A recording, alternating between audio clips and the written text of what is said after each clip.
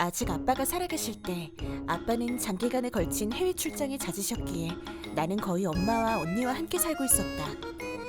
엄마는 유독 언니만 예뻐했고 나는 거의 없는 존재 취급을 받았다. 생일날이 되면 아빠는 해외에서까지 꾸역꾸역 생일 선물이 도착하곤 했지만 엄마는 내 생일을 기억조차 하지 못했다.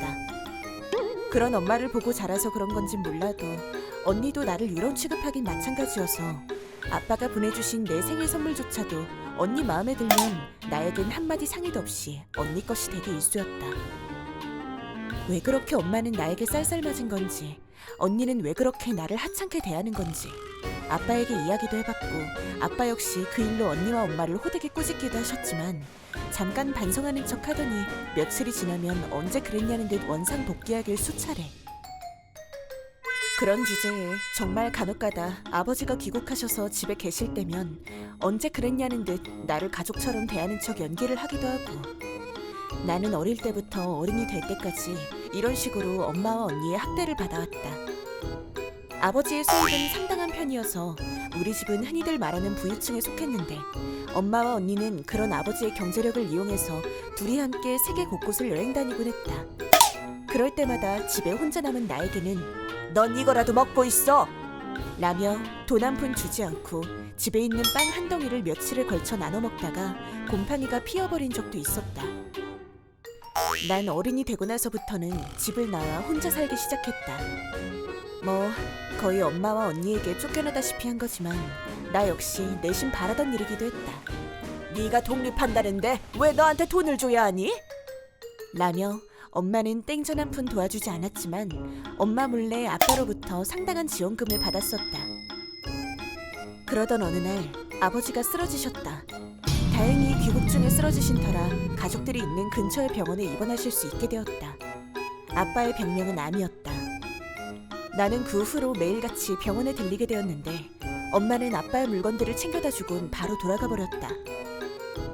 엄마와 언니가 지금까지 돈을 물쓰듯 할 수 있었던 것도 다 아빠 덕인데 어쩜 저럴 수가. 보다 못해 언니를 붙잡고 "아빠 병문안 가서 얼굴 좀 비춰주면 아빠도 좋아하시지 않을까?" 라고 이야기도 해봤지만 "예, 알겠습니다" 라고 건성건성 대답할 뿐 언니가 병원의 모습을 드러내는 일은 없었다. 처음엔 몇 번 얼굴을 비추던 엄마마저 오지 않게 되고 아버지의 병수발은 언제나 내일이 되었다. 아버지는 날이 갈수록 병색이 완연해져 갔고 나는 그게 너무 슬펐다. 나 이외에 병문안으로 오는 젊은 남자가 한 명 있었다. 몇 번 가볍게 인사도 주고받곤 했는데 아직 30 전후로 보이는 젊은 남자였고 아빠 지인이라고 보기엔 너무 젊어서 신기하다고 생각했을 뿐 딱히 깊게 생각하진 않았다. 그렇게 반년 정도가 지났을까 어느 날 아빠는 평온한 얼굴로 조용히 세상을 떠나셨다. 그리고 며칠 후 변호사로부터 유산에 관해 할 이야기가 있다며 엄마와 언니와 함께 호출을 받아 참석하게 되었는데 거기에 앉아있는 것은 아빠의 병실에서 몇 번 인사를 주고받았던 그 젊은 남자가 아닌가. 서로 처음 보는 사이도 아니었기에 가볍게 목례를 하며 인사를 했고 이어지는 변호사의 이야기에서 나는 경악할 진실을 듣게 되었다. 그 젊은 변호사는 "아버님의 유언대로 유산은 전부 둘째 따님에게 상속되게 됩니다" 라는 게 아닌가. 그 말에 갑자기 엄마는 미쳐 날뛰기 시작했다. "뭐라고요? 왜 얘가 모든 유산을 받아간다는 거예요? 내가 아낸데 내가 받아가는 게 당연하잖아요." 거기에 언니도 합세. "그래요. 말도 안 돼요. 왜 얘가 다 가져가는 거죠? 엄마랑 나에게도 권리가 있잖아요. 아니 대체 얘가 뭘 했다고 돈을 준다는 거죠?" 엄마와 언니는 나를 잡아먹을 듯 노려보며 앙칼지게 고함을 쳐댔다. 급기야 변호사의 멱살을 놔도 잡을 기세로 달려들 기세라 변호사는 아직 이야기가 안 끝났다며 둘을 진정시켰다. "재산을 모두 작은 따님에게 드리는 이유도 아버님이 이야기를 하셨으니 제가 대신 설명하도록 하겠습니다." 엄마와 언니는 도저히 이야기를 들을 상태가 아닌 듯 보였지만 그것과는 별개로 왜 아버지가 나에게 모든 재산을 상속하려고 하신 건지 나는 꼭 알고 싶었다. 그 후 변호사의 입에서 나온 말들은 정말 충격의 연속이었는데 일단 엄마는 불륜 중이었다고 한다. 그것도 반년이나 1년 사이에 일어난 일이 아니었다. 아빠와 결혼 전부터 이어져 온 관계로 아버지가 해외 출장이 많은 점을 이용해서 10여 년에 걸친 기간 동안 계속해서 불륜을 일삼고 있었던 것이다. 엄마는 변호사의 말에 당황했는지 그게 무슨 소리예요? 증거 있어요? 증거도 없이 유산을 못 준다는 게 말이나 돼요? 라고 발악을 시작했다. 엄마가 그렇게 긴 세월 동안 아버지를 배신하고 있었다는 걸 알게 된 충격과 놀라움이 채 가시기도 전에 변호사는 언니에게 유산을 남기지 않는 이유를 설명하기 시작했다. 언니는 아빠의 딸이 아니었다. 긴 시간 동안 불륜을 저질러 오던 엄마와 불륜 상대 사이에 태어난 아이였던 것이다. 언니는 이미 그 사실을 알고 있었던 듯 미간을 찌푸리며 나의 시선을 피했다. 엄마는 언니를 아빠의 딸이라고 속이고 키우고 있었던 것이었다. 아빠는 대체 언제부터 이 사실들을 눈치채고 계셨던 것이었을까? 그리고 여기서부터는 아빠의 부탁으로 변호사가 조사한 결과들이었는데 엄마와 언니는 아빠가 암에 걸렸다는 것을 알게 되자 나와 완전히 연을 끊고 불륜 상대와 셋이서 아빠의 유산으로 호화스러운 삶을 살 계획을 꾸미고 있었던 것도 알게 되었다. 변호사에 의해 모든 사실이 밝혀지고 유산도 받을 수 없게 된 엄마는 웃기지 마! 내가 이날 이때까지 뭘 위해서 참아왔는데! 라고 외치며 자리에서 벌떡 일어나 날뛰기 시작했다. 당연히 아빠가 돌아가시고 나면 막대한 유산을 받게 될 것이라고 생각하고 세워놓은 모든 계획이 틀어진 덕에 제정신을 유지하기 힘든 모양이었다. 엄마의 불륜도 나에게는 놀라운 사실이었지만 더더욱 놀라운 것은 언니에게 불륜 상대를 진짜 아빠라며 당당하게 소개했다는 건 더더욱 놀라운 사실이었다. 언제 언니에게 불륜 상대를 소개한 건진 모르겠지만 셋이서 여행을 다닌 정황도 이미 변호사가 전부 조사해둔 상태였다. 변호사의 말에 따르면 아빠는 엄마의 불륜을 눈치챈 이후부터 꾸준히 이것저것 조사해서 많은 증거를 확보해둔 상태였는데 잦은 해외 출장과 병 때문에 자신을 배신한 엄마와 자기 딸도 아는 언니가 멋대로 행동하는 것을 막을 수 없었고 그 때문에 그 두 사람에게 내가 괴롭힘을 당하는 것조차 막아주지 못했다는 죄책감 때문에 이 모든 유산을 나에게 넘겨주기로 결정하셨다고 한다. 유산에 대해 모든 권리를 잃게 된 엄마와 언니는 돈 내놔 이년아! 라며 나에게 달려들었고 그 모습을 본 변호사는 작은 따님에게 손끝 하나라도 대시면 바로 고소장을 작성하도록 하겠습니다. 라고 엄포를 놓았다. 이 변호사는 젊긴 해도 살아생전 아버지와 여러모로 왕래가 잦았던 분으로 아버지는 재산을 모두 나에게 상속하게 되면 엄마와 언니가 이렇게 날뛸 것을 예상하시고 변호사와 함께 모든 경우에 어떻게 대처할 것인지 계획을 다 세워두셨다고 한다. 엄마는 자기 머리를 쥐어뜯으며 너희들 어디 한번 두고 봐! 라고 고래고래 소리를 지르며 언니를 끌고 사무실을 나갔다. 언제나 조용하고 상냥한 아빠였는데 돌아가시고 나서 아빠의 이런 무서운 면을 보게 될 줄이야. 그렇게 긴 시간 동안 아빠를 배신해왔던 엄마도 그걸 알고서도 아무렇지 않게 아빠의 돈을 물쓰듯 써대던 언니도 아버지의 마지막 공격에 멋지게 당한 꼴이었다. 아버지의 회심의 일격도 대단했지만 이 젊은 변호사도 보통 내기가 아니었다. 아버지의 기대를 저버리지 않으려는 듯 엄마와 언니의 뒷조사를 어찌나 철저히 했는지. 이건 나중에 들은 이야기인데 이 변호사님의 조사를 하던 중에 엄마와 언니가 얼마나 극악무도하며 내가 얼마나 비인간적인 대우를 받고 있는지 알게 되고 나서 원래대로라면 사적인 감정을 가져서는 안 되는 법이지만 인사님의 부탁이기도 하고 자기도 모르게 분노하여 정말 열과 성을 다해 조사하셨다고 하더라. 사무실에 혼자 남게 된 나는 지금 자신에게 무슨 일이 일어난 것인지 이해하는 데 시간이 필요해서 그저 멍하니 서 있었는데 그때 변호사님이 아버님은 생전에 증거가 다 모이면 어머님과 이혼을 하시고 따님과 단둘이 오붓하게 사실 생각이라고 몇 번이나 제게 말씀하셨었죠. 라며 아빠의 이야기를 해주셨다. 그랬던 아빠가 이젠 세상에 없다는 생각과 바다 건너 다른 나라에서 일하시면서도 항상 날 생각하고 계셨구나 라는 생각에 갑자기 눈물이 왈칵 쏟아져 나왔다. 그 후 나는 변호사님의 도움으로 아빠의 유산 상속을 무사히 마칠 수 있었다. 더 이상 아빠의 월급도 없고 유산도 물려받지 못하게 된 엄마와 언니는 유산 상속을 받지 못하게 되었다는 것을 눈치챈 불륜 상대마저 등을 돌리게 되었다는 듯했다.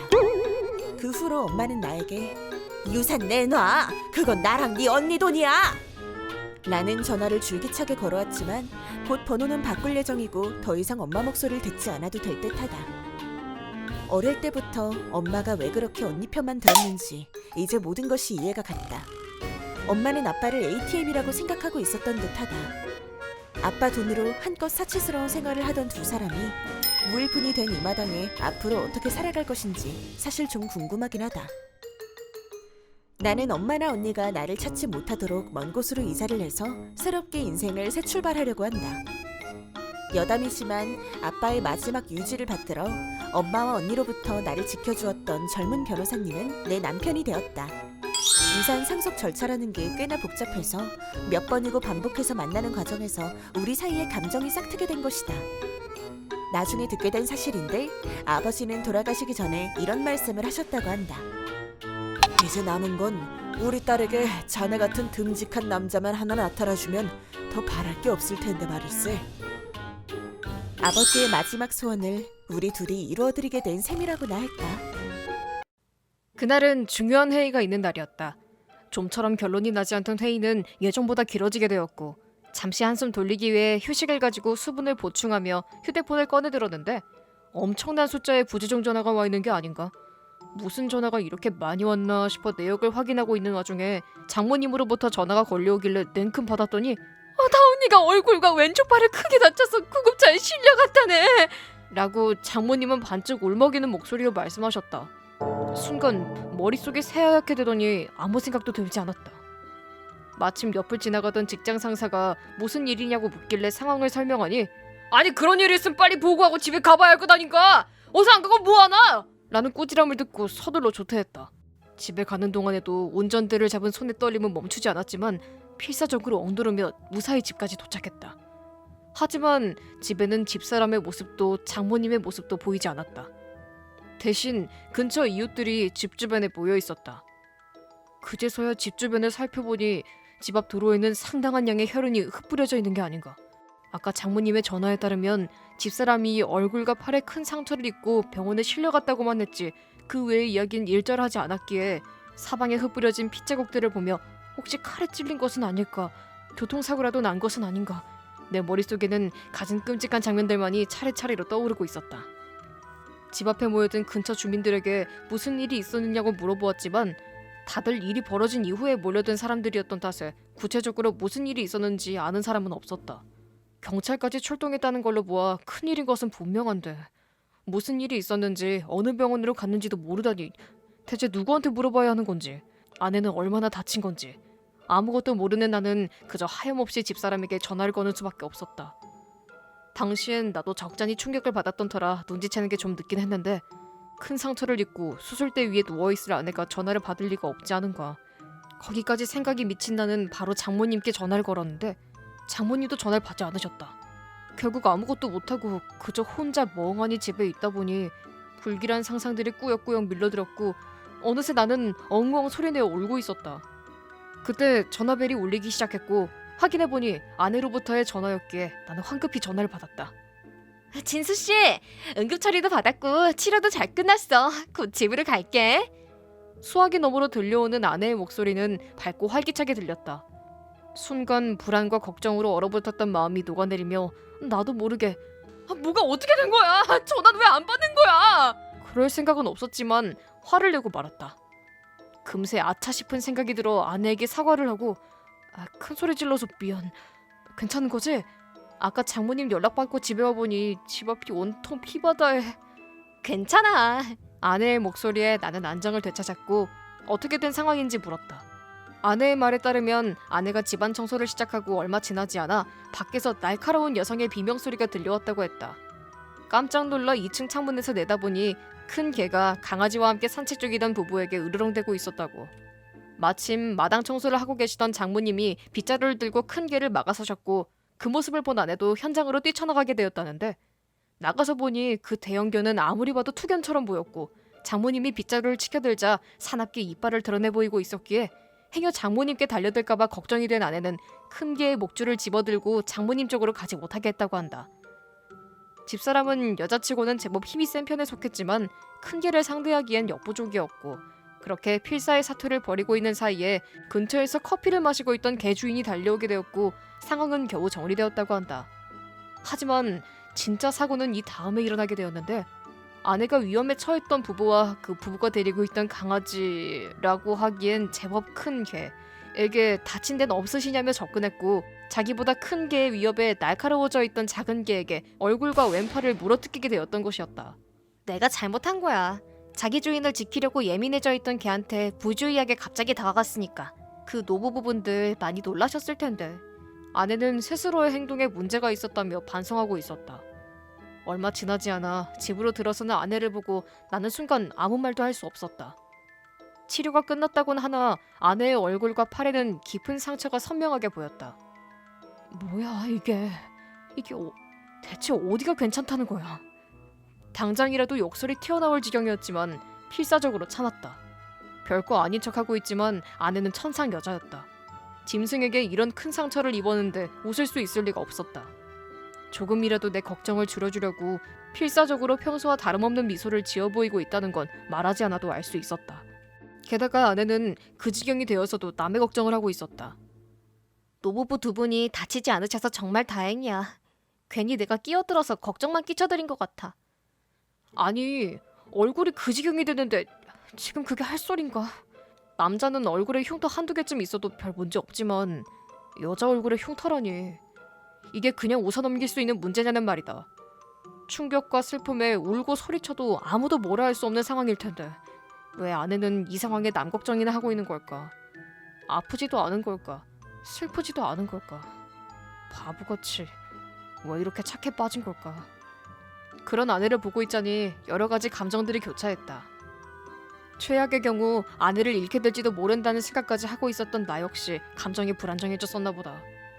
괜찮아. 별거 아니야. 결국 나는 한심하게도 다친 아내에게 위로까지 받았다. 하지만 역시 그런 아내의 행동들은 나를 걱정한 연기였다는 것을 사건이 벌어진 이틀 후 한밤중에 우연히 알게 되었다. 그 사건 이후 아내는 밤에 쉽게 잠들지 못했다. 혹시라도 내가 깰까봐 살그머니 일어나 옆방으로 들어가는 걸 몇 번이나 눈치챘었지만 다친 곳이 많이 아픈가 보다 정도로만 생각했었다. 물린 상처는 보통 봉합 없이 소독만 한 후 상처가 아물길 기다리는 경우가 보통이라고 한다. 아내 역시 신경이나 인대를 다친 것은 아니긴 했지만 제법 깊은 상처였던 탓에 아픔과 동시에 발열까지 일어나서 고통스러웠을 텐데 평소처럼 항상 밝게 웃는 표정을 유지했었다. 하지만 아내에게 있어 상처의 아픔보다 훨씬 더 고통스러운 것은 자신의 엄마에게 큰 개가 이빨을 드러내고 달려들던 그 순간, 그리고 개가 달려들어 자신의 팔과 얼굴을 물어뜯는 그 순간, 그리고 무엇보다 엄마를 구하려고 큰 개의 목줄을 잡아끌면서 각오했던 여러 가지 일들이 자꾸만 머릿속을 떠나지 않아 잠들 수 없게 된 것이었으리라. 내가 그 사실을 눈치채게 된 건 한밤중에 옆방에서 들려오는 아내의 작은 울음소리를 들었을 때였다. 항상 밝은 모습으로 우는 모습을 거의 본 적이 없었는데 얼마나 무서웠으면 밤에 저렇게 홀로 숨죽여 울고 있는 걸까. 매일 밤 혹시라도 내가 걱정할까봐 깊이 잠들기를 기다려서 저렇게 혼자 울면서 버티고 있었다고 생각하니 가슴이 찢어지는 것 같아 나도 모르게 말을 걸고 말았다. 미안. 나 때문에 깼어? 라며 급히 눈물을 훔치고 사과를 하는 게 아닌가. 그 모습이 너무 고맙고 불쌍해서. 그랬어? 많이 무서웠지. 라며 머리를 쓰다듬어 주었더니 결국 그녀도 감정이 복받쳐 올랐는지 참았던 울음을 터뜨리고 말았다. 지금까지 아내의 가슴속에 갇혀있던 감정들이 눈물과 함께 흘러나오는 것처럼 보였다. 한참을 울고 난 아내는 천천히 가슴속에 담아두었던 말들을 털어놓기 시작했다. 엄마가 혹시라도 잘못될까봐 너무 무서웠어. 무슨 일이 있어도 목줄을 놓치지 않으려고 목줄을 내 팔에 칭칭 감았었어. 울먹이는 작은 목소리로. 나도 학창시절에 큰 개가 달려들 뻔한 적이 있었다. 당시 나는 개 주인의 말을 무시한 채 그래봤자 개지 뭐 라는 생각으로 개를 놀렸었고 개는 송곳니를 드러내며 나에게 달려들었었다. 다행히 개 주인이 목줄을 빠르게 잡아챈 덕분에 다치진 않았지만 큰 개가 송곳니를 드러내고 달려드는 걸 직접 당하고 보니 정말 잘못하면 죽을 수도 있겠구나 하는 생각이 들었었다. 아내는 나보다 더 심한 꼴을 당한 것이다. 외상성 스트레스 장애가 와도 전혀 이상할 것이 없었다. 아내의 팔이나 얼굴의 상처가 신경이 쓰이지 않는다고 하면 거짓말이겠지만 마음의 상처보다 무서운 것은 없는 법. 외상을 흉터 없이 치료할 정도의 의학기술은 발전했지만 마음의 상처는 그렇게 간단히 치유되지 않는다. 장모님은 장모님대로 자기를 지키려다 개에게 상처를 입은 딸이 행여라도 잘못될까봐 불안해서 트라우마까지 생긴 모양이었다. 나는 그날 이후로 장모님과 아내를 정신과에 데려가야겠다고 생각했다. 특히 아내는 행여 가족들에게 걱정을 끼칠까봐 내색을 하지 않은 통에 한바탕면 정말 괜찮은 거라고 착각할 뻔하기도 했으니까. 외적인 상처뿐만 아니라 마음의 상처까지 치료해주고 싶었다. 아내의 상처의 회복은 더디었으며 겨우 완치가 되긴 했으나 얼굴과 왼팔에는 선명한 흉터가 남았고 왼팔은 후유증까지 남게 되었다. 그럼에도 아내는 이 정도는 아무렇지도 않아. 난 집에서 살림만 하는데 뭘. 전혀 불편하지 않아. 라며 밝게 웃어 보였지만 의사 선생님의 말에 따르면 왼팔의 감각이 둔한 상태가 계속될 거라고 했다. 불편하지 않았을 리가 없었다. 개주인인 노부부로부터 치료비를 받긴 했지만 그렇다고 아내 얼굴에 흉터가 사라지는 것은 아니었다. 아내는 치료비 받았으면 됐지. 뭘 그래. 라고 하지만 나나 장모님 입장에서 생각하면 아내의 얼굴에 난 상처를 볼 때마다 가슴이 아프다. 그리고 장모님과 아내가 도와주지 않았다면 그 노부부는 지금 살아있을지 어떨지도 의문이고 말이다. 다행히 노부부로부터 성형수술 비용을 대겠으니 수술을 하시는 게 어떻겠냐는 연락이 왔다. 아내의 상처 정도나 정신건강을 위해서도 성형수술을 하는 게 좋겠다는 판단이 들었고 비용을 대겠다고 하시니 고맙게 받기로 했다. 물론 노부부 쪽에서 도와달라고 한 적도 없는데 멋대로 끼어들어서 멋대로 다친 건 아니냐는 식으로 나온다면 나 역시도 모든 수단을 동원해서 싸울 생각이었는데 그럴 필요는 없을 것 같다. 하지만 지금도 아내의 잠든 얼굴을 보면 분통이 터지는 건 어쩔 수 없다. 내가 같이 있었다면 이런 일은 없었을 텐데 꼭 이렇게 다칠 필요까지는 없지 않았나 싶기도 하고 만에 하나 아내가 죽기라도 했으면 나는 어떻게 했을까? 아내가 병원으로 실려갔다는 소리를 들었을 때 집에 도착해서 여기저기 흩뿌려져 있는 피 자국들을 봤을 때 그때 느꼈던 절망과 공포가 잊혀지지 않았다. 설령 아내가 흉터가 크게 남을 상처를 입었다고 해도 이렇게 건강하게 살아서 내 곁에 있는 것 자체가 고맙고 감사한 일이다. 아내가 이런 큰 일을 당할 때 곁에서 내가 도와주지 못했던 만큼 앞으로 우리 두 부부에게 남은 삶 동안 아내가 더 이상 몸고생 마음고생하지 않도록 내가 지켜줘야겠다고 마음속으로 굳게 다짐했다. 나는 당시 25으로 게임 어플 관련 회사에 근무하는 프로그래머였다. 연수입은 6천만 원 정도로 내 나이치고는 꽤 괜찮게 버는 편이었다. 하지만 난 요리 보고 저리 봐도 결코 잘생겼다고 말하기 힘든 얼굴을 가지고 있었던 터라 부끄럽지만 모태솔로남이기도 했다. 그랬던 어느 날 내가 사랑에 빠지고 만 것이다. 그게 지금의 아내. 아내는 우리 부모님과 가까운 곳에 살고 있었던 관계로 부모님 댁에 들렀을 때 정말 우연히 알게 되었다. 지금도 그렇지만 처음 만났을 때에도 눈이 부실 정도의 미인이었기에 도저히 못 오를 나무 같았지만 못 먹는 감 찔러나 보자는 생각으로 고백을 했는데 그게 성공한 것이다. 아내 역시 긴 시간 동안 연애와는 담을 쌓고 살아왔다고 한다. 이런 미인을 왜 세상 남자들이 가만히 둔 것일까 하는 의문이 들긴 했지만 당시에 나는 처음으로 생긴 여자친구인데다가 굉장한 미인이기도 해서 그런 자잘한 문제들에 대해 깊이 생각할 정신이 없었다. 그 후 아내의 부모님께 인사드리러 갔을 때 장모님과 처제와도 인사를 나누었다. 역시 피는 물보다 진하다더니 장모님 역시 뭔가 기운 없어 보이긴 했지만 젊었을 때 한가닥 하셨겠거니 싶은 미인에다가 돈 좀 있는 집 귀부인 티가 역력했고 처제 역시 성숙미가 물씬 풍기는 미인이었다. 그 후로 나는 부모님 댁을 찾아뵙는 횟수가 늘었고 당연히 그때마다 아내의 집에 찾아가게 되었다. 그렇게 2년이라는 세월이 흘렀고 슬슬 결혼 이야기가 나오게 되었다. 하지만 아내는 결혼 이야기만 나오면 표정이 어두워졌는데 이유를 물어봐도 속 시원한 대답을 들을 수가 없었다. 그렇겠지. 나같이 못생긴 놈이랑 결혼까지 가는 건 솔직히 좀 그렇겠지. 이 사람이 착해 빠져서 나랑 헤어지자는 말을 못하고 있는 게 아닐까? 라고 생각한 나는 자꾸 결혼하자고 보채서 미안해 라며 헤어지자는 말을 꺼냈다. 그러자 아내는 헤어지고 싶지 않다며 자기도 결혼을 하고 싶다며 말하는 게 아닌가. 그러면서 아내는 한 가지 조건을 내걸었다. 정말 나랑 결혼할 생각이면 여동생도 같이 데리고 도망쳐줄 수 있어? 그게 무슨 소리야? 그리고는 그녀의 고백이 시작되었는데 충격적이게도 장모는 자매들에게 화류의 일을 강요하고 있었다. 아내의 아버지는 애저녁에 불륜 상대와 함께 종적을 감춘 뒤였고 그 이후로 장모는 아내와 처제에게 폭력을 휘두르며 알코올 중독이 되었다고 한다. 직장도 없는 장모가 가게를 부담할 수 있을 리도 없었으며 일을 할 생각도 없었던 장모는 아내가 중학교를 졸업하자마자 매춘을 강요했다고. 처제도 중학교를 졸업하자마자 손님을 받게 되었다고 한다. 그렇게 받게 된 손님들 중에는 전국구 폭력단에 속해 있던 아내의 삼촌도 있었다고 한다.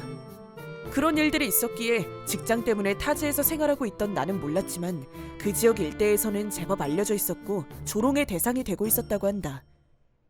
20살도 되기 전 2번이나 도망쳐버려 했지만 그때마다 삼촌이 깔아둔 부하들 때문에 2번 다 덜미를 잡혔다고 한다. 게다가 아내는 낙태 경험까지 가지고 있었다.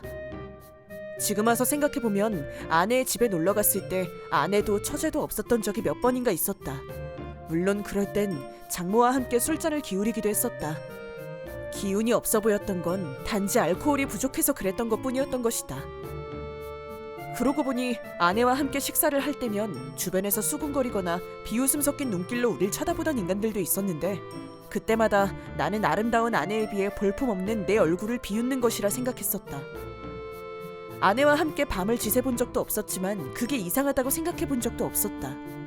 우리 부모님께 소개하려고 했을 때도 결혼하기로 결정 나면 그때 뵙자, 응? 이라며 피하기만 했었다. 내 고백을 받아준 것도 처음엔 나를 ATM으로 최종적으로는 전 재산을 노리고 고백을 받아준 것이라고. 물론 그 모든 것은 장모의 짓이었다고 한다. 나중에 우리 부모님의 재산은 전부 우리 형이 물려받게 될 것이라는 것을 알고 이번엔 처제에게 우리 형을 유혹하라는 명령까지 했다니 참 기가 찰 노릇이다. 하지만 아내는 나에게 정말로 호감을 느꼈고 나를 속이고 결혼하는 짓만큼은 절대로 하고 싶지 않았다고 한다. 나에게 미움받을 것을 각오하고 모든 것을 털어놓아야겠다고 마음먹었다고 고백했다. 자, 내 이야기는 여기서 끝이야. 아직도 나랑 결혼하고 싶어? 아내의 질문에 나는 0.1초도 망설이지 않고 당연하지 라고 대답했다. 네가 원해서 한 일이 아니잖아. 하기 싫은 걸 억지로 해야만 했던 거잖아. 왜 내가 널 싫어할 거라고 생각했어? 난 뭐 깨끗한 놈인 줄 알아? 나도 그런 가게 다니기도 했었어. 네가 정말 날 사랑한다면 과거에 무슨 일이 있었건 난 아무 상관없어. 아, 내가 그런 가게 다녔다고 내가 싫어진 건 아니지? 라고 말했더니 비로소 그녀는 입가에 서글픈 미소를 띄웠다. 날더러 뭘 어쩌란 건가. 과거에 무슨 일이 있었건 간에 나는 이미 이 여자를 사랑하고 있었는데 말이다. 그런 비하인드 스토리 같은 거 들었다고 갑자기 마음이 확 식어버리면 그게 사랑인가? 그러나 진짜 큰 문제는 그 다음부터였다. 우리 부모님, 형, 친척들은 말할 것도 없었고 친구, 지인들 모두가 우리의 결혼을 격하게 반대하고 나선 것이었다. 사실 어느 정도 예상은 하고 있어서 그런지 딱히 섭섭하지는 않았다. 하지만 나는 포기하지 않고 꾸준히 설득을 했고 그 결과 부모님과 형은 못 이기는 척 우릴 인정해주게 되었다. 절대로 이 동네에 다시는 오지 말거라 라는 조건을 거시고는 나와 아내 그리고 처제의 탈출을 도울 계획을 세우는데 협조해 주셨다. 일단 아내의 집에서 나와 아내가 대판 싸운 후 장모의 눈앞에서 헤어진다. 연기라고는 해도 아내에게 몸이나 파는 여자라며 소리를 지르는 내 가슴은 찢어질 듯했다. 장모가 싸움을 말리려 들면 못 이기는 척 때려 죽여버려도 시원찮다는 분위기를 풍기며 그 집에서 나온다. 그 후 아내와 처제는 엄마 몰래 전출 전입 신고 절차를 밟아둔다. 그 후 살집을 하나 구하고 나는 새로 통장을 하나 개설하여 두 자매의 사회보험과 각종 공과금이 전부 그 통장에서 빠져나갈 수 있도록 준비를 해둔다. 그리고 형의 친구 부부가 실제로 그 집에서 살게 하고 그 집으로 배달되는 두 자매의 사회보험과 공과금 관련 서류는 전부 내 쪽으로 보내주도록 사전에 미리 이야기를 해둔다. 주소지는 그 집에 그대로 둔 채로 두 자매는 나와 합류. 셋이서 따로 집을 하나 구해서 이사를 함으로써 두 자매의 탈출 작전은 성공리에 마무리되었다. 그 계획이 착착 진행되는 동안 우리 아버지가 장모님 집에 쳐들어가서 우리 아들이 편지 한 장 달랑 남겨두고 종적을 감췄소. 대개 딸에게 속아서 더 이상 아무도 만나고 싶지 않다는데 대개 딸 때문에 우리 아들이 자살이라도 하면 어떻게 책임질 거요? 라는 식으로 선수를 쳐서 그 집 자매의 실종과 우리 집안과는 아무 관계가 없다는 것을 어필했다. 나중에 어머니에게 듣자 하니 경찰까지 출동할 정도의 대소동이 벌어졌다고 한다. 그 뒤엔 아내의 삼촌과 장모가 죽고 나서 정식으로 혼인신고를 하기로 했다. 다만 혹시라도 아이가 생기면 호적관계상 추석을 당할 위험이 있다고 판단했기에 장모와 아내의 삼촌이 죽기 전까지는 아이는 가지지 않기로 했다. 한 번은 어떻게 알았는진 모르겠지만 장모와 삼촌이 내 직장까지 쳐들어온 적이 있었다. 솔직히 그 자리에서 둘 다 때려 죽여버리고 싶은 마음이 굴뚝 같았지만 분노를 가까스로 참아가며 화를 내야 하는 건 내 쪽이라며 내가 더 열심히 날뛰었고, 당신 눈앞에서 그날 그렇게 대판 싸우고 헤어졌는데 왜 지금 와서 나한테 그 여자 행방을 묻는 겁니까?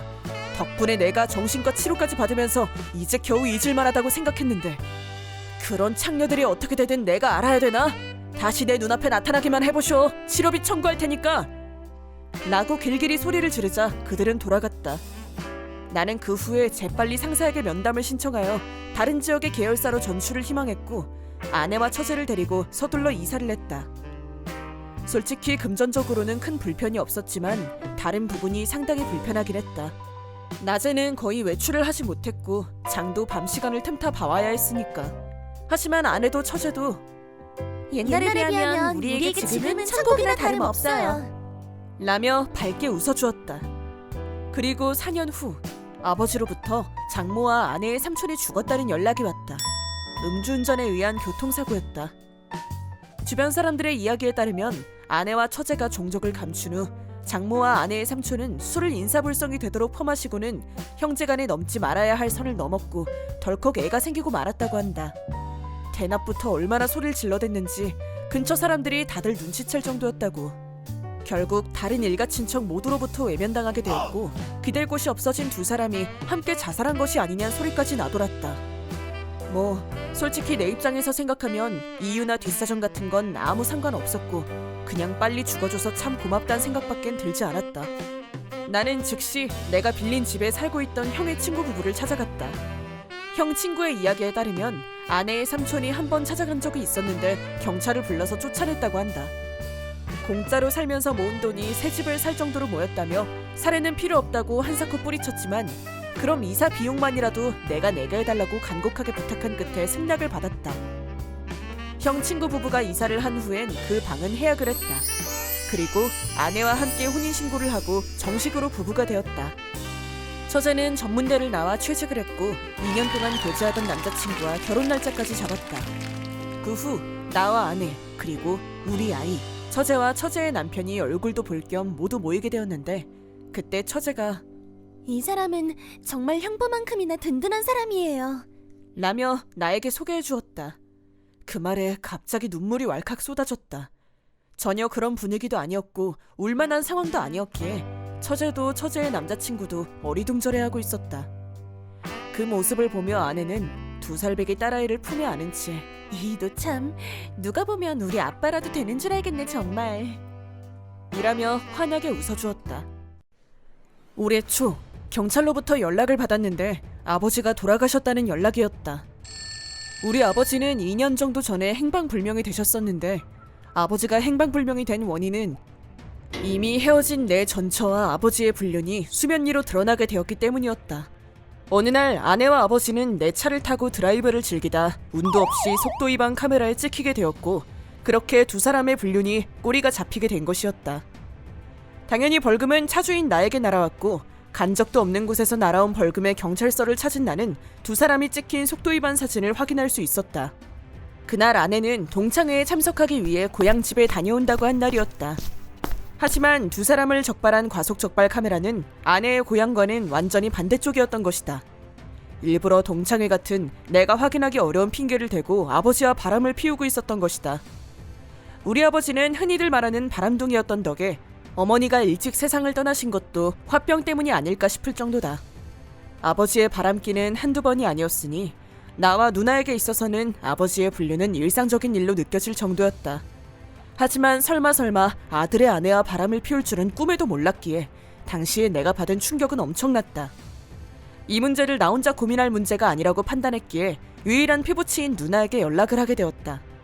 내 연락을 받은 누나도 처음엔 반신반의했다고 하는데 아버지의 성격, 그리고 지금까지의 불륜 횟수, 그리고 이제까지 우리가 봐온 모습들로 미루어 볼 때 그럴 수도 있겠다는 생각이 들었다고 한다. 이건 의심해볼 만한 문제야. 동창회에 참석한다는 사람이 반대 방향에 있는 단속 카메라에 그것도 아빠랑 같이 찍혀 있다는 게 말이 돼? 라며 내 아내와 아버지의 불륜을 의심했다. 누나까지 그렇게 말을 하긴 했지만 내 아내와 내 아버지가 불륜이라니 여전히 나에게는 받아들이기 힘든 현실이었다. 그러나 내가 받아들이든 말든 눈앞에 놓인 증거가 모든 것을 말하고 있었기에 나는 최악의 상황에 대비해야 했다. 누나는 나에게 철저하게 조사할 것을 신신당부했기에 나는 최근 이혼한 친구를 찾아갔고 친구는 나에게 흥신소를 하나 소개해 주었다. 흥신소의 조사 결과는 차마 내 입으로 말하기 어려울 지경이었다. 아버지는 내가 출근하고 나면 거의 매일같이 우리 집에 들락거렸던 것으로 판명. 처음부터 흥신소에 의뢰할 필요도 없었다. 그냥 집에 카메라만 한 대 설치했으면 금방 알 수 있었을 텐데. 일 끝날 때까지는 내가 돌아오지 않는다는 것을 알고 있으니 거실에서부터 아주 달라붙어서는 가관이었다. 매일같이 나와 아내가 사용하는 침대에서 아버지와 아내가 그 짓을 하는 걸 두 눈으로 목격했을 때 모니터를 때려 부술 뻔한 걸 가까스로 참았다. 게다가 거사를 치르고 나면 사이좋게 손까지 잡고 욕실로 들어가는 모습까지. 물론 욕실에까지 카메라를 설치하진 않았지만 안에서 무슨 짓을 하고 있는지는 불보듯 뻔했다. 갑자기 모든 게 불쾌하고 더럽게 느껴져서 1초라도 빨리 이혼하고 싶다는 생각밖엔 들지 않았다. 내 집에서 아내와 아버지가 불륜을 저지르고 있다는 현실을 목도한 나는 제대로 밤잠을 잘 수가 없었고 밥이 목구멍으로 넘어가질 않았으며 아내와 잠자리도 당연히 가질 수 없었다. 가끔 아내 쪽에서 유혹을 해도 반사적으로 아버지의 얼굴이 머릿속에 떠오르며 구역감이 밀려 올라오는 괴로운 나날들이 계속되었다. 결국 나는 정신과 육체의 한계가 와버렸고 직장에서 일을 하던 중 쓰러지고 말았다. 진수씨! 진수씨! 정신 차려요! 누가 빨리 구급차 좀 불러! 나는 그로부터 얼마간의 시간이 지난 후 병원 침대 위에서 눈을 떴다.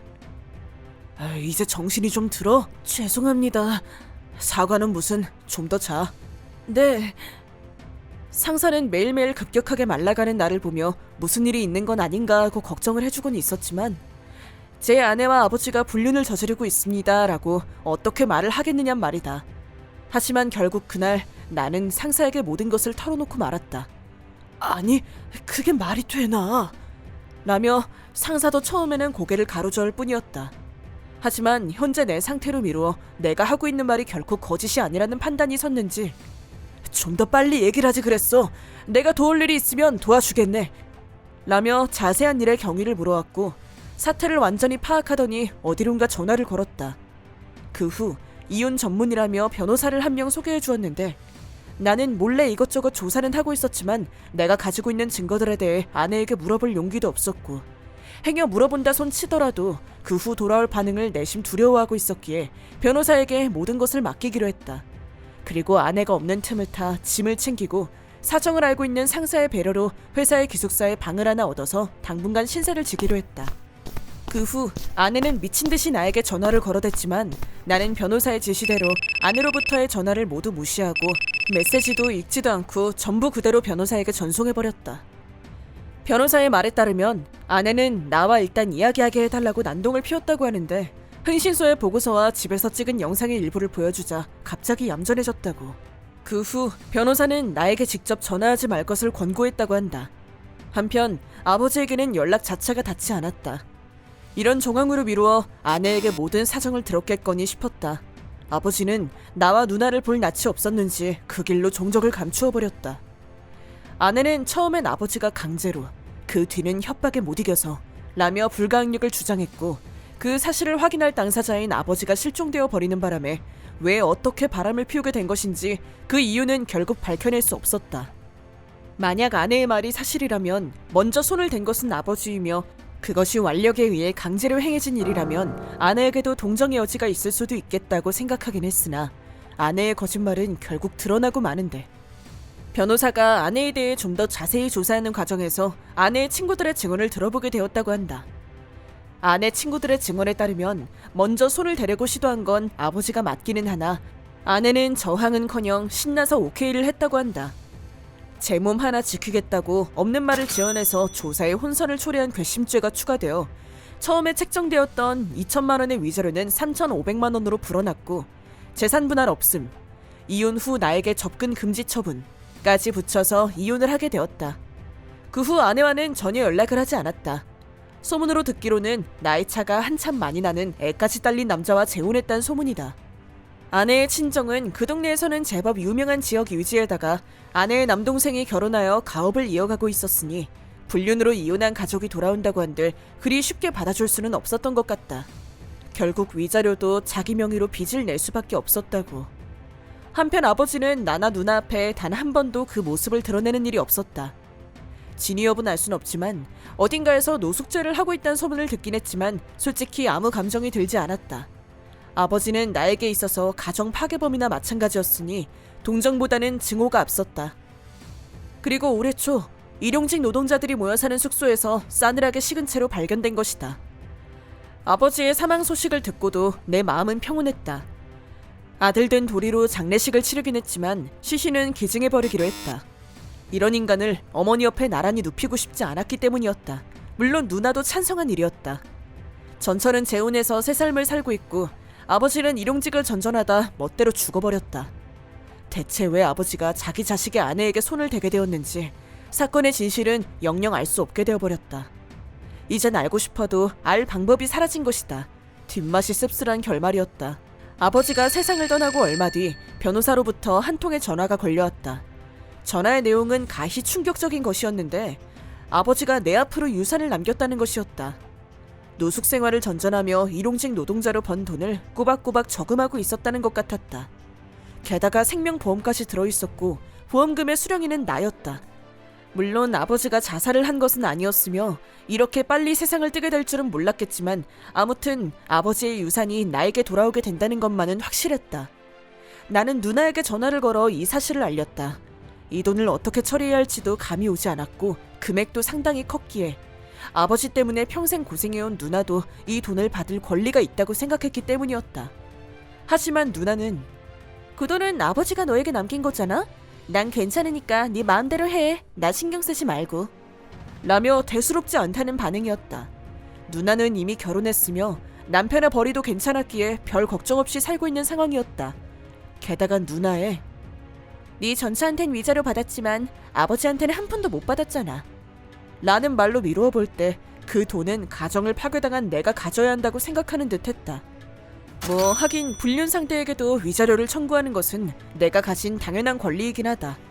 아버지 나름 자신의 행동에 대한 책임을 진 것인지 뭔진 잘 모르겠지만 나에 대해 죄책감을 느끼고 있었던 점이나 어떤 형태로든 보상하고 싶어 했다는 부분은 맞는 것 같다는 생각이 들었다. 그렇다고 해서 이미 벌어진 일들이 없었던 일들이 되는 것은 아니었다. 하지만 최소한 내 안에 남아있던 씁쓸한 결말에 대한 아쉬움이 해소된 듯한 느낌은 들었고 겨우 나는 그 사건으로 인한 충격에서 벗어날 수 있었다. 아빠의 언니, 그러니까 고모네 딸의 결혼식 날짜가 잡혔다는 연락이 왔다. 필요엔의 초대장도 도착하긴 했지만 엄마는 학교 선생님이었던 탓에 초대장에 기재된 날짜에는 이미 수업이 예정되어 있었기에 출석할 수 없었다. 그러나 엄마는 안 가면 니네 고모가 또 얼마나 난리를 칠지 몰라서 그러니? 우리 아빠는 30대의 젊은 나이로 암투병을 하다 세상을 떠났는데 아빠가 돌아가신 후 고모는 우리 모녀에게 항상 내 동생이 죽은 건 다 너희들 때문이야. 무슨 일 있다고 우리 쪽에 손 벌리기만 해봐 아주. 라며 인정머리 없는 태도로 폭언을 일삼았다. 30대 중반의 미망인이 되어버린 엄마였지만 고모에게 금전적으로나 육아 관련이나 한 번도 신세를 진 적은 없었으며 모든 걸 여자 혼자 버텨내며 언니와 나를 훌륭하게 키워내셨다. 당연히 언니와 나는 엄마에게 항상 고마움을 느끼고 있었고 그런 엄마에게 폭언을 내뱉는 고모가 좋게 보일 턱이 없었는데 엄마는 예의범절에 철저한 사람이라 그런 고모에게도 항상 깍듯이 예의를 갖추어 대해왔다. 고모 딸의 결혼식과 필요에는 우리 집이나 고모 집에서는 제법 거리가 있는 장소에서 열릴 예정이었다. 예식은 가까운 친척 친지들만 모여 거행한다기에 언니가 엄마 대신 가까이 사는 친척분들과 함께 비행기를 타고 참가하게 되었다. 그렇게 필요한 초대장에 쓰여있던 호텔에 짐을 풀기 위해 들어갔는데 호텔 프론트에 이야기를 해도 호텔 측은 오늘 필요한은 예정되어 있지 않다는 소리를 하는 것이 아닌가. 이게 어떻게 된 영문인가 싶었던 일행은 모두 당황할 수밖에 없었다. 양가 친척, 신랑과 신부의 회사 관계자들, 신랑과 신부의 친구들, 총 200명가량의 초대객들은 갑작스러운 상황에 모두 어안이 벙벙해진 상황.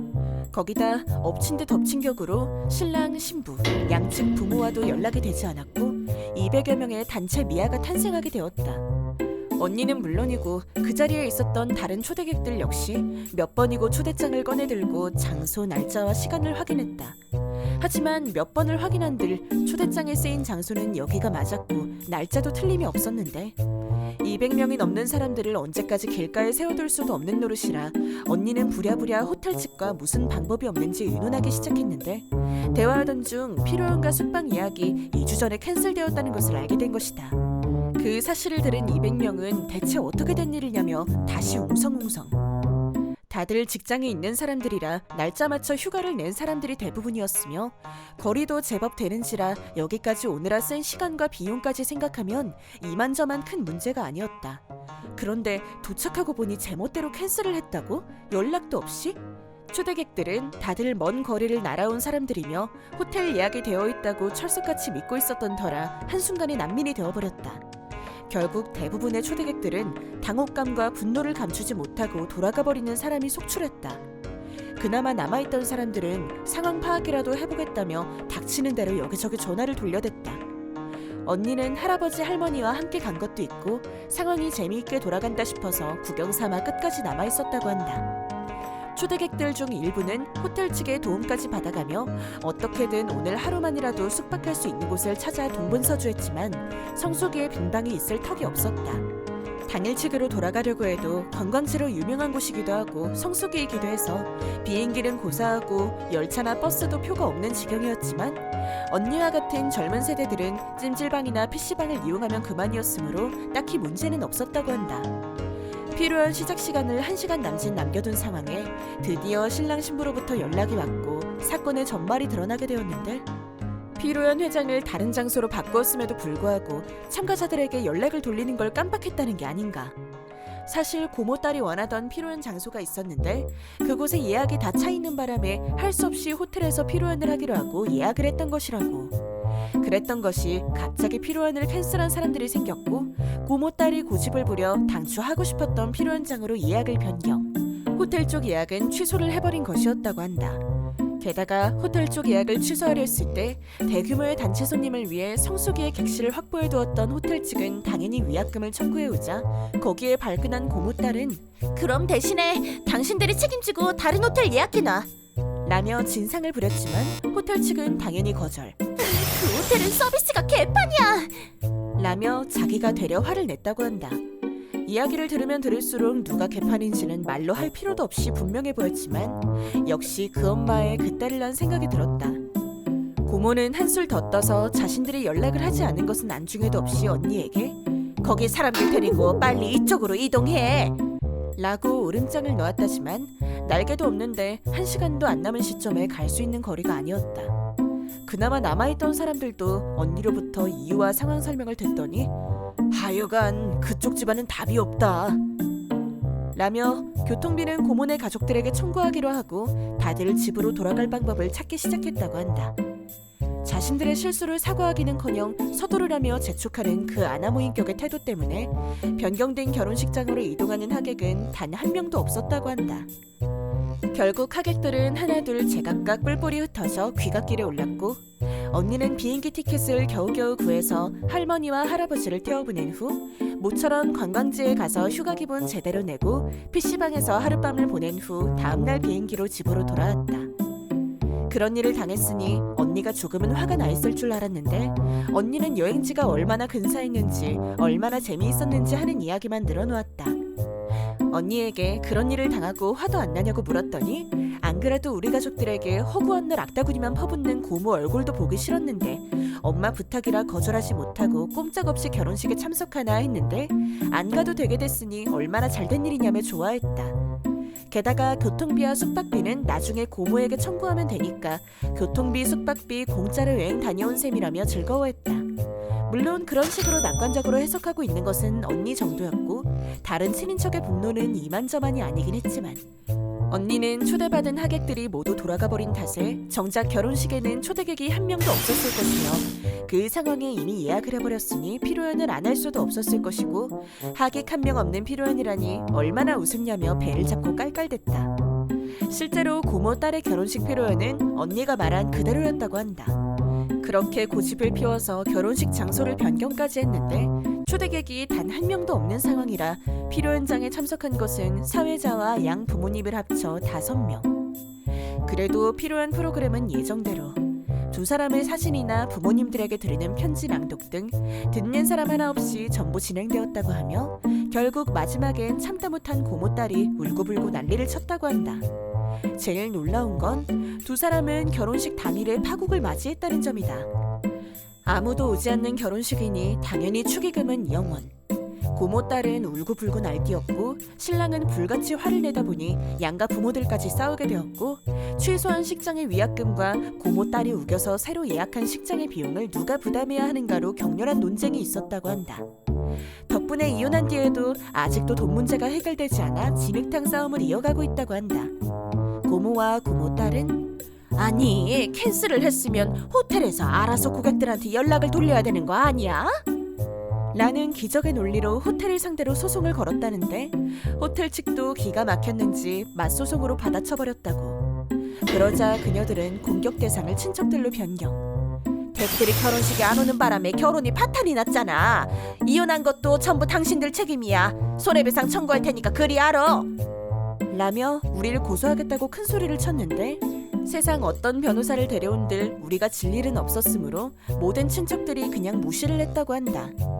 이 어이없는 신랑과 신부의 이야기는 초대객들의 회사 동료, 친척, 친구들 모두에게 삽시간에 퍼졌고 회사 내 모두가 수군거리게 되어 결국 회사를 그만두었다고 한다.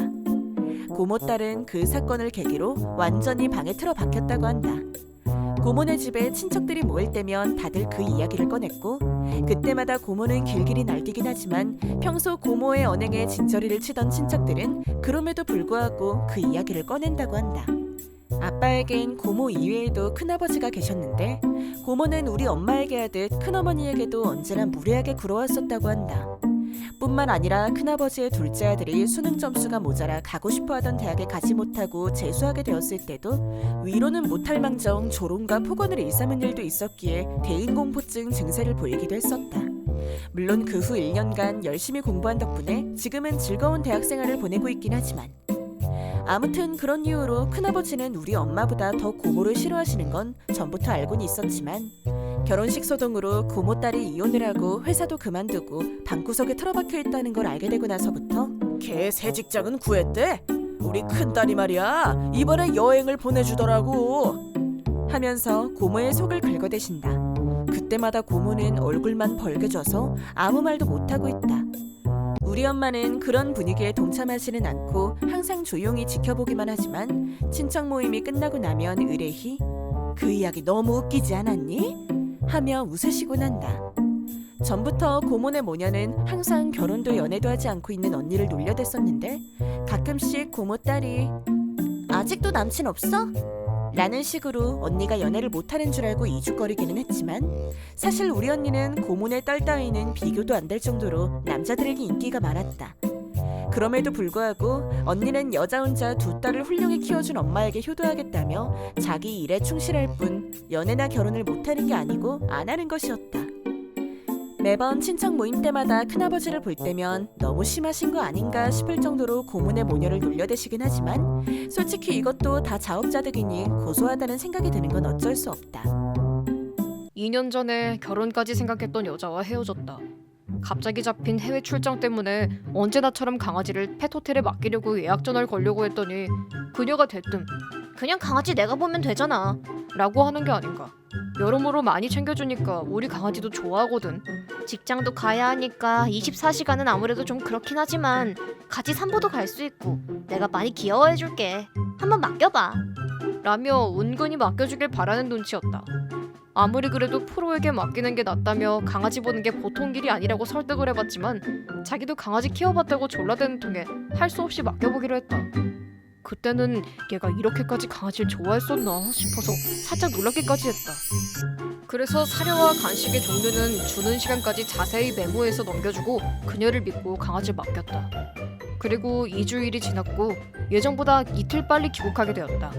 당시 태풍 경보가 발령되어서 예정 날짜에 비행기 결항이 예상되는 상황이라 회사에서도 일정을 당겨 귀국하라는 지시가 떨어졌었기 때문. 공항에서 집으로 돌아가는 길에 보니 이미 우리 동네는 태풍의 영향권 내에 들어서 비가 억수처럼 쏟아지고 있었다. 택시에서 내리자마자 가급적 비에 젖지 않도록 전력으로 달려서 현관문을 열고 집으로 들어갔다.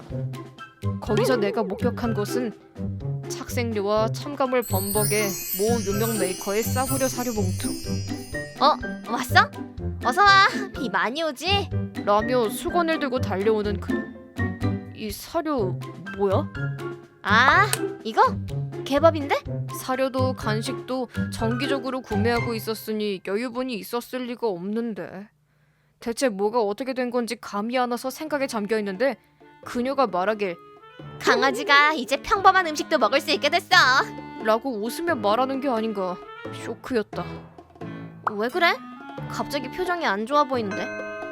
라며 걱정스러운 한마디를 건네는 그녀. 출장에서 막 돌아온 참이라 피곤해서 제대로 돌아가지도 않는 머리로 열심히 생각했다. 지금 이 여자가 하는 말 뒤에 숨겨진 의미를 파악하려고 노력했지만 역시 무리였다. 아니 사실 이해했지만 믿고 싶지 않았을 뿐인지도 모르겠다. 대체 왜? 라는 짧은 한마디를 한숨처럼 내뱉는 게 고작이었다. 그러자 그녀는 아니, 나 전부터 말하려고 그랬는데 자기 걔한테 돈을 너무 쓴다고 생각 안 해? 그래서 자기가 없을 때가 좋은 기회다 싶어서 내가 제대로 버릇을 들여놨어. 처음엔 입도 안 대길래 3일 정도 굶겼더니 배고픈데 지가 안 먹고 배기겠어? 그 뒤에는 먹다 남은 밥이랑 반찬도 섞어줘도 잘 먹으니 음식물 쓰레기도 줄이고 얼마나 좋아. 이제 나도 안심하고 자기랑 결혼할 수 있을 것 같아. 말을 마친 그녀는 기쁜 듯한 얼굴로 핸드폰으로 찍은 강아지의 동영상을 보여주었다. 거기에는 딱 봐도 굶주린 듯한 표정으로 음식물 쓰레기를 먹고 있는 강아지가 찍혀 있었다. 나가. 뭐라고? 잘 안 들려. 당장 내 집에서 나가. 썩 꺼져. 2번 다시 내 앞에 나타나지 마. 라며 그 자리에서 그녀에게 이별을 고하고 그녀의 짐들을 닥치는 대로 비닐봉지에 담아서 막무가내로 밖으로 내몰았다. 그리고 강아지를 찾아 온 집안을 뒤지기 시작했는데 아무리 찾아도 강아지가 없는 것이 아닌가. 그때였다. 세찬 빗소리와 함께 낑 하는 강아지의 구슬픈 울음소리가 들려오는 게 아닌가. 서둘러 마당으로 나가보니 쏟아지는 비를 맞으며 물에 빠진 새양쥐꼴이 된 강아지가 목줄에 묶여 있었다. 빗속에서 목줄로 단단히 묶여있는 강아지를 구출해 깨끗하게 목욕을 시켰다. 그리고 2번 다시 이런 일 당하지 않게 하려고 했는데 미안해 라며 그런 인간에게 강아지를 맡겼던 내 자신이 원망했다. 사실 우리 강아지 원래 내 친구에게 학대를 당하고 있었다. 지금은 그 친구와 연을 끊어버렸다. 어느 날 나는 그 친구에게 볼 일이 있었기에 처음으로 그 친구의 집을 방문했었다. 그 친구는 작은 마당이 딸린 단독주택에 살고 있었는데 현관 근처에 묶어놓고 키우고 있었다. 지저분한 개 집안에는 시꺼멓게 때가 탄 깔개가 아무렇게나 놓여있었다. 뭉치고 엉킨 털 사이로 드러난 강아지의 피부는 진드기에 뜯겨 진물이 흐를 정도였다. 목줄의 길이는 1m가 채 안 되었는데 그 1m 반경 내에서 대소변을 해결하는 듯 했고 그릇에는 사람이 먹다 남은 음식물 쓰레기가 담겨 있었다. 산책 따위는 가본 적도 없는 듯 했다. 눈은 흐리멍텅했고 내가 가까이 가도 눈길조차 주지 않았다. 솔직히 그 강아지의 모습은 나에겐 충격이었다. 왜 그러고 서 있냐? 이 강아지 어디 아픈 거 아니야? 뭐가? 예? 아니? 딱히 아프지 않을걸? 근데 왜? 아니 어딘가 멍하고 기운도 없어 보이고 짖지도 않길래 어디 아픈가 싶어서. 아, 이 똥개이가 진짜 아무 도움이 안 된다니까. 집이나 지키라고 3년 전에 엄마가 어디서 얻어온 놈인데 짖질 않아. 최근 들어선 그냥 저러고 앉아있는 게 다야. 그냥 쓰레기 같은 거지. 아니 쓰레기가 더 낫지. 쓰레기는 수거라도 해가는데 저건 주워가지도 않으니까. 필요 없어? 누가 좀 훔쳐갔으면 좋겠다 야. 아무짝에도 쓸모없고 밥이나 축내고. 그럼 내가 데려가도 돼? 진짜? 그럼 나야 땡큐지. 엄마한테 보건소라도 좀 데려가 보라고 말은 하는데 통 데려가질 않고. 나도 귀찮아서 가기 싫은데 잘 됐다 야. 나는 그날 볼일을 마치고 바로 강아지를 데리고 친구의 집을 나왔다. 그 길로 병원으로 직행하여 의사 선생님께 진찰을 받았는데 수의사 선생님은 강아지의 상태를 보고 경악하셨다. 나는 강아지를 위해 이사를 결심했다. 작지만 마당이 딸린 집을 하나 임대할 수 있었고 집주인의 허가를 얻어 울타리를 치는 조건으로 목줄 없이 집안과 마당을 마음껏 뛰놀 수 있는 환경을 만들어줬다. 또한 강아지가 영양실조 상태였기 때문에 영양가 높은 사료를 먹이기로 했다. 처음엔 과도하게 나를 경계하는 듯 으르렁댔다. 분명 전 주인의 폭력에 노출되었던 것이 틀림없는 듯했다. 하지만 어느 정도 시간이 흐른 후 강아지도 점점 나에게 마음을 열어주었고 그 후로는 거짓말처럼 태도도 바뀌고 건강도 좋아졌으며 나를 잘 따르게 되었다. 그랬는데 또 이런 일이 생기다니. 충격을 받은 강아지는 내 곁을 떠나려 하질 않았기에 그날은 계속 함께 시간을 보냈다. 다음 날도 계속해서 정서불안 증세를 보였기에 월차를 내고 강아지 곁에 있어 주었더니 점차 진정되기 시작한 듯 화장실까지 따라오는 일도 적어졌고 나 혼자 외출을 해도 짖거나 울지 않게 되었다. 강아지가 완전히 회복될 때까지 출근하면서 펫호텔에 강아지를 맡기기도 하면서 강아지의 상태는 좋아졌고 이제 남은 문제는 애인으로부터 끈질기게 걸려오는 전화뿐이었다. 게다가 내 친구들에게까지 연락을 돌려놨는지 다들 내게 전화해서는 내가 잘못했으니 사과하라고 난리다. 개 사료는 아무거나 먹여도 되는 거 아니냐? 그럴 거면 개 팔아라. 위선자. 이런 소리나 하고들 있길래 전부 몰아서 절규를 하긴 했는데 언제 철드냐? 같은 헛소리까지 들어야 했다. 개를 팔면 철이 든다는 소리인가? 대체 무슨 말을 짓거리는 걸까? 그리고 그런 소리를 해대는 인간들이 사실 다들 개를 키우는 놈들이거나 이전에 키웠던 놈들이라는 게 참 아이러니했다. 얼마의 시간이 흐른 후 강아지를 데리고 병원에 갔을 때 이런 일이 있었노라고 선생님께 말씀을 드렸는데 동물에 대해서 애정도 관심도 없으면서 액세서리 개념으로 동물을 키우는 사람들이 볼 때는 선생님처럼 진정으로 동물을 사랑하고 공부하며 최선을 다하는 사람을 보면 자신들의 행동에 죄악감을 느끼게 되니 그게 공격 성향으로 표출되는 것 같더라고요. 라고 말씀하셨다. 그리고 하지만 한 가지는 확실히 말할 수 있죠. 지금 이 강아지의 표정을 보면 이 녀석은 선생님과 같이 지낼 수 있어서 정말 행복해하고 있다는 것 말이에요.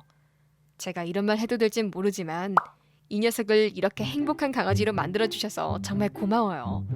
의사 선생님의 말씀에 나도 모르게 눈물이 핑 돌았다. 나를 비난하던 친구들은 어차피 무슨 말을 해도 이해할 생각이 없어 보였으니 전부 연을 끊어버렸다. 전 애인은 그럼 결혼은? 이라며 어이없다는 표정이었지만 개 한 마리도 행복하게 못해준 여자랑 무슨 결혼을 해? 너 같은 여자는 애가 생겨도 자기 기준만 내세우면서 학대할 게 뻔한데 라는 말을 끝으로 연락을 끊었다. 그 후 우리 강아지는 그 끔찍한 사건으로부터 몸도 마음도 완전히 회복했고 지금은 다시 건강하게 잘 지내고 있다.